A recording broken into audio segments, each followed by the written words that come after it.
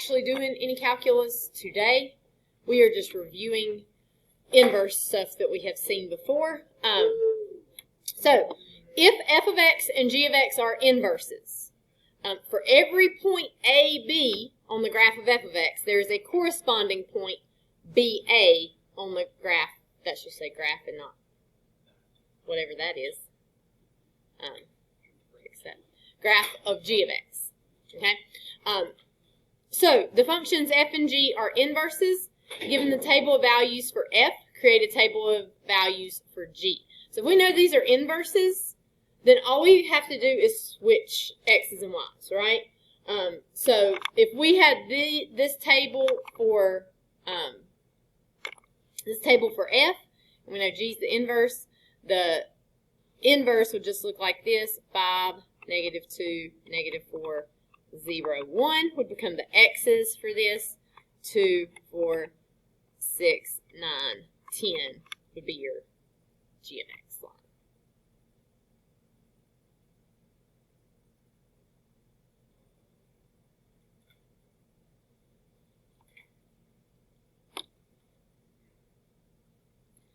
So if you think about finding something, like if you were asked for g of 1, right?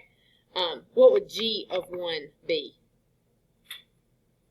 It would be 10. So it's really simple to see that from the second table that we made. It's just, obviously right here is your 1, so the answer is the y value there. Or if you never made the second table to begin with, you know that whenever you have the inverse, the x's become the y's. So these would be the new x's. You would look right here and see that this is the answer, right? Because they're just going to flip. So you could do it even without rewriting that table there.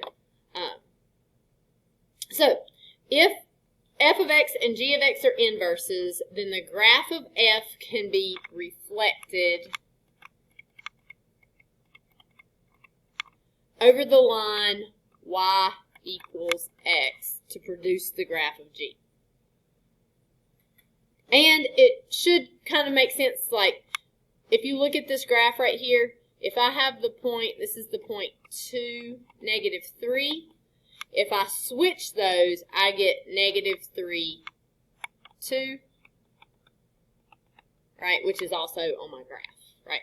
So switching those is going to reflect your graph over the line y equals x.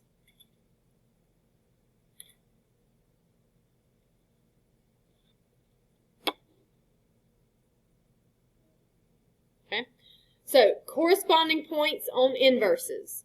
So if 3, 4 is on the graph of f, name a point that is on the graph of f inverse of x. You only got one option for this. What would it be? 4, 3.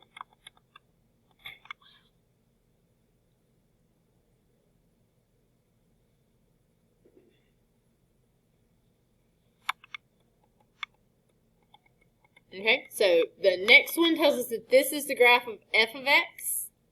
We're supposed to list 4 points that are on the graph of f inverse of x, right?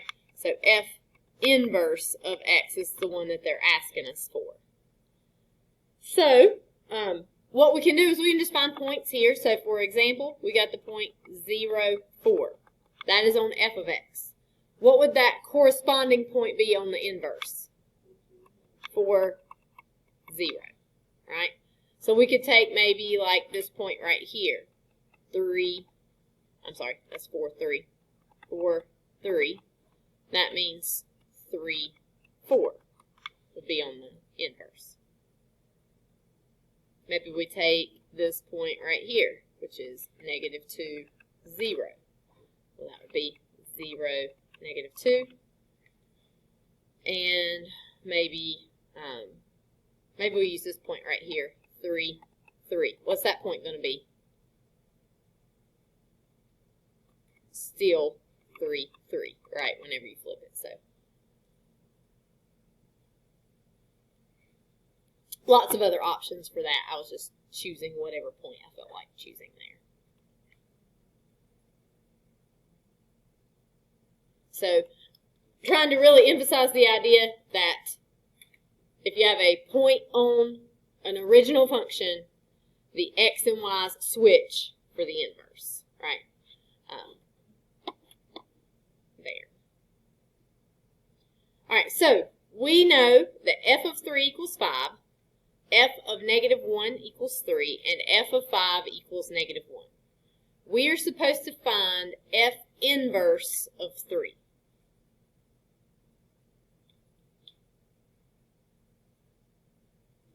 Okay. Does anybody know the answer? It is negative 1, right? Because right here, this is the point negative 1, 3, right? So whenever we flip it for f inverse, we'll have 3, negative 1. So f inverse of 3 is going to equal negative 1.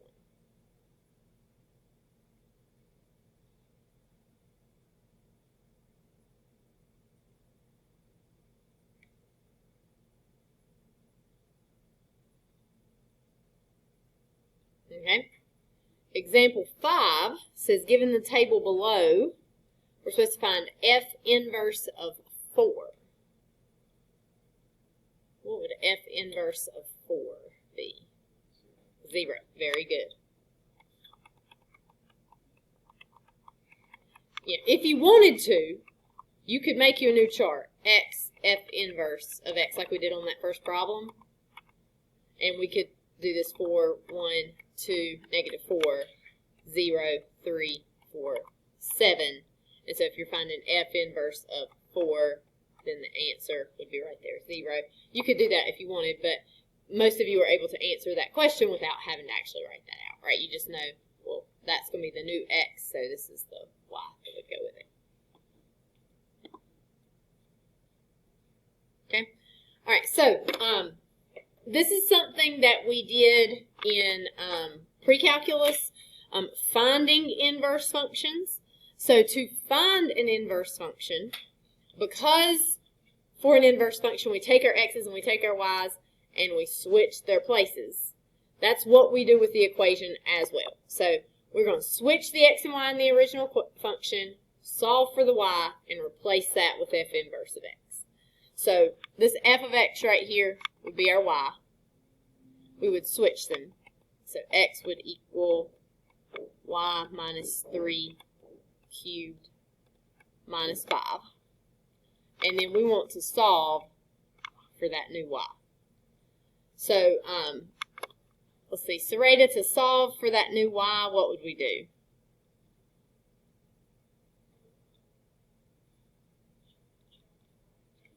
Add 5 first. Gotta get rid of that first. So we got x plus 5 equals y minus 3 cubed. What would come next, Sarita? Cube root. Very good. Do we need a plus or minus with a cube root? We do not, because you can have negatives under cube root, so you don't need that plus or minus there. So it just is positive cube root of x plus 5. If it is a square root, you need to put a plus or minus there. Okay, and then last thing, what should we do, Sarita? Add 3. And a lot of times you'll see that 3 added over here out front, so it'll be like 3 plus the cube root of x plus 5. It doesn't have to be written first, but it usually is. So our inverse function would be 3 plus the cube root of x plus 5.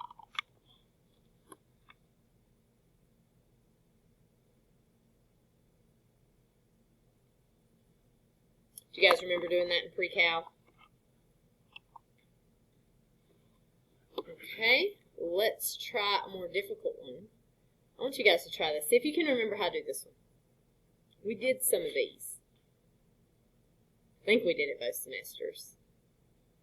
First semester didn't get quite as much done in the second semester because first semester was shorter.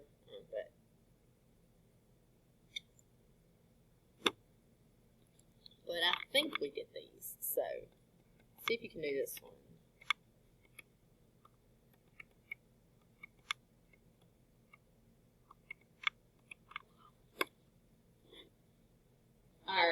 implicit differentiation, really. We're not taking a derivative here. But there's a lot of issues because you got those two y's. So this y minus 4 being in the denominator is a problem. So you are going to multiply both sides by y minus 4. I saw several of you doing that. So you got x times y minus 4 equals 2y plus 5.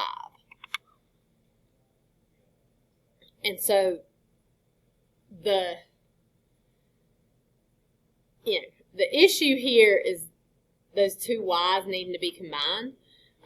If you distribute here, you will get xy minus 4x equals 2y plus 5 there.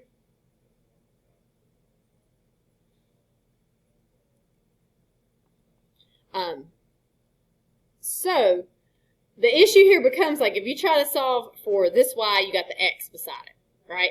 So let me lock this in place so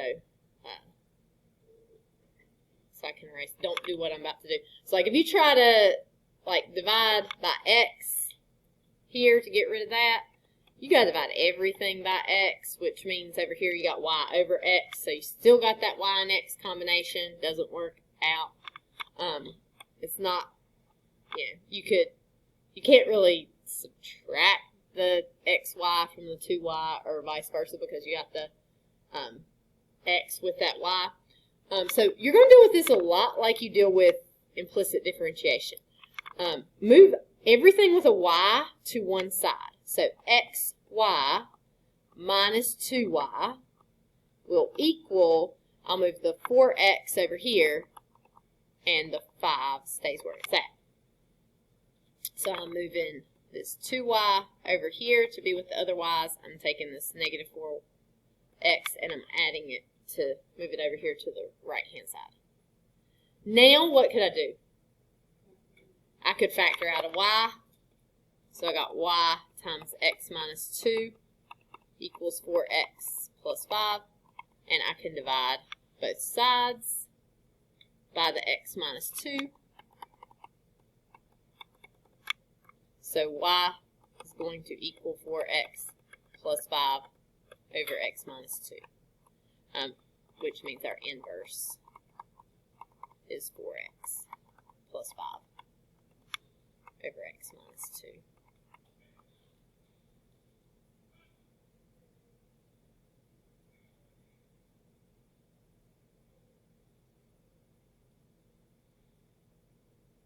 Okay, questions? Does it make sense now? Yeah, those are a little tricky to remember that strategy, but it's really similar to the implicit differentiation, even though you're not taking any derivatives there. All right. Okay, so switching the x and y and solving is a way to find the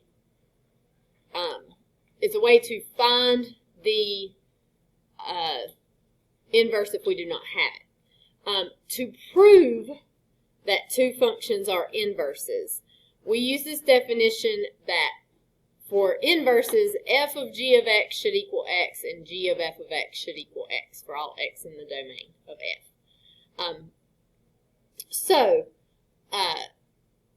If you're asked to show that f of x and g of x are inverses, I do not want you to switch x's and y's and solve. Okay, that's the process you go through to find it. But to prove, you need to be using this definition right here, where f of g of x equals x and g of f of x equals x. So, for these, we're going to do f of g of x, which means in this case we'll have 2 times the cube root, that's a cube root, it copied kind of weird, of x plus 1 over 2 cubed minus 1. And so the cube root and the cube are going to cancel out, and we'll have 2 over x plus 1 divided by 2. Okay, what cancels next? the 2's. So we got x plus 1 minus 1, and that is just going to be x. So that works for f of g of x. And the idea here is that f should undo g, right? If you're thinking of like a really, really, really simple situation, like if your function was x plus 2, the inverse of that would be x minus 2, right? Because that would undo what has been done. So the idea here is that if you plug in x to g and then plug that into f, it's going to undo what was done. You're just left with x. Yes?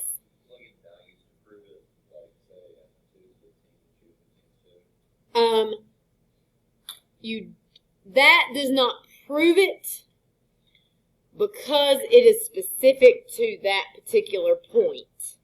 And more than likely, like if it's multiple choice and you're trying to narrow something down, it's probably going to work. But there is a chance that you pick numbers that don't necessarily prove it because it could be, you know, a special case in that particular. Okay, so in other words, it could work. Let's say you plug in 0 or 1. Those are typically ones that might have some weird properties. You could plug in 0 and it could work. And then if you plug in 4, it might not work. Does that make sense? So there might be some numbers that it might work for just as one single number, but it doesn't work for every number. By doing it with the x and y's, you're proving that it works for every number for that situation. So it's not a bad strategy in like trying to narrow down your possibilities, but as far as proving, it does not verify for every number. All right. I have never came across a problem where f of g of x works, but g of f of x does not. In my many years of teaching, I have not seen that happen. However, we are supposed to check g of f of x as well. So that would be the cube root of 2x cubed minus 1 plus 1 over 2. What would cancel first this time? The 1's, right? And so that would give us the cube root of 2x cubed over 2. Then the 2's cancel. That gives us the cube root of x cubed. And the cube root of x cubed is just x, so we know that works as well.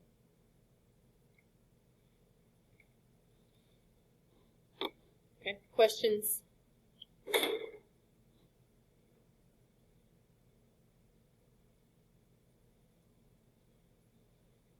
All right, we're going to do this last one here. So if it says prove that f and g are inverses, for this one, we're going to do f of g of x. And so it'd be 1 over 2. And then right there where the x is, we are putting 1 minus 5x over 2x plus the 5 that goes there on the end.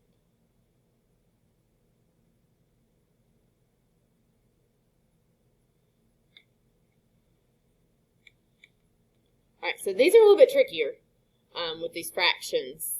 Do I have anything that can cancel right now? The 2's can cancel because this will be like a 2 over 1. So that 2 can cancel with this 2. But that still leaves us with 1 over 1 minus 5x over x plus 5. So what? Common denominators. So I'm going to put this is over 1 right now. I'm going to multiply by x on top and bottom. So I'm going to get 1 over 1 minus 5x plus 5x over all over x, like that. Okay, now what cancels? The 5x's. So now we're starting to get somewhere. We got 1 over x. Dividing fractions is easy as pie. Flip the second and multiply, and we'll just get x. On these, I do want you to show work. You know, we know it is supposed to equal x in the end. Do not just like, especially on these, don't just start like, oh yeah, cross this out, cross that out, do this, equals x. Okay, show some work, but because maybe what you're doing in your head is right. I don't know. I can't tell.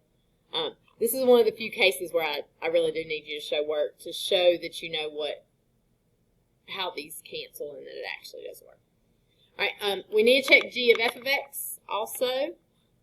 So, g of f of x is going to be 1 minus 5 times 1 over 2x plus 5 over 2 times 1 over 2x plus 5.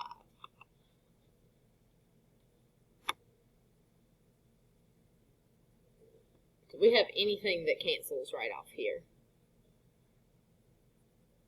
Nothing. Nothing is going to cancel. So I think what I will do is kind of like multiply these together. So I will have 1 minus 5 over 2x plus 5 over 2 over 2x plus 5.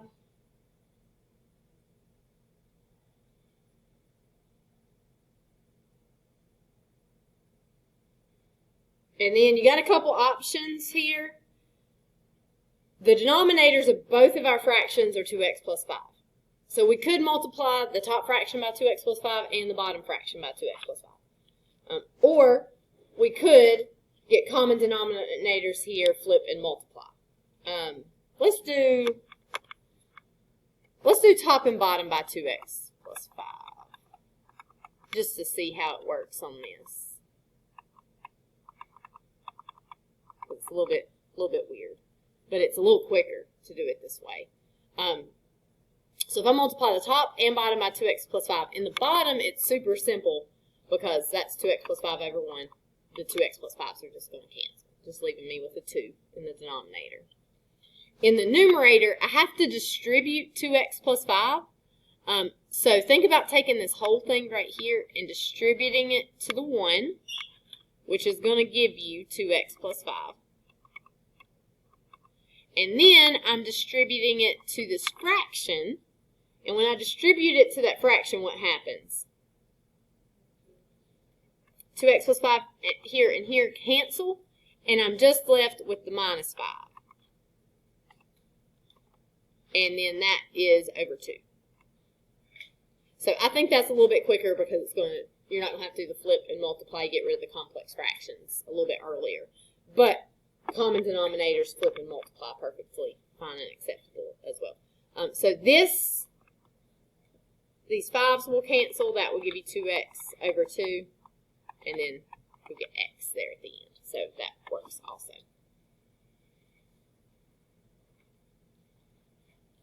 So, any questions? This is the same assignment I have on.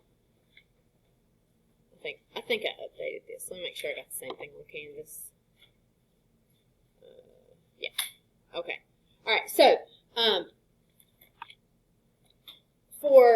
you're going to page 42, which is actually like the pre-cal review section in this book.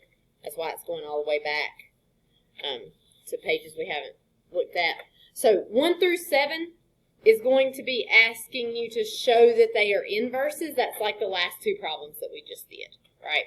And you're going to do 1 through 7 odd for me for that. 9 through 12 is going to be matching inverses with their function. So think about reflecting over the x-axis there. So those should be pretty quick. 27 through 39 is going to ask you to find the inverses. So you will do that by switching your x and y's. Some of them will be really quick. Some of them will take a little bit longer. And 39 is probably going to be a little bit difficult. But try it. Try it. And then 43 is just asking you to do a problem with a graph there. Okay, questions?